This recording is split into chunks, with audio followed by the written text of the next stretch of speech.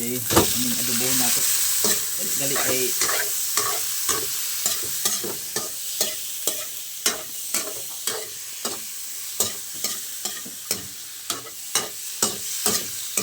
para lang may mabalon mga ka-idol.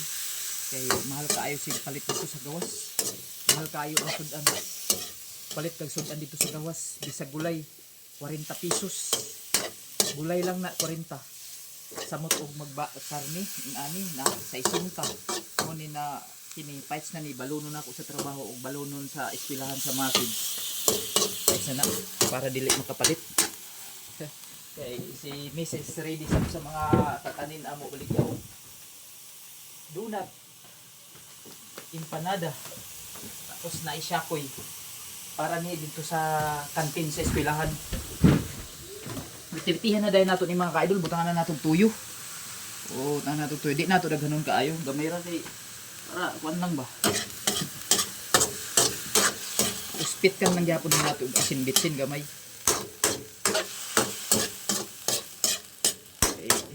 Para makatipid kag kuan pit kan ranig asin o bitsin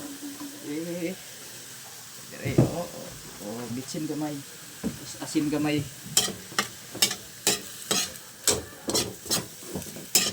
para makatipid-tipid ka gamay sa ato pagbalon sa sudan kinahanglan na ay magluto daan ta diri sa balay kay dito sa gawas mahal kaayo asin pero kitkan lang gyapon nato ng asin gamay. Kay gamay ra man tuyo ato kon para okay, pais na.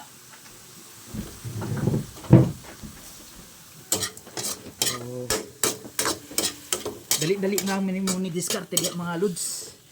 Okay. Butangan ako ni ko ang gamay kanang so kaning tubig gamay mga ka-idol. May rapitik ra o para malambot lang gamay ang karne. Ito yung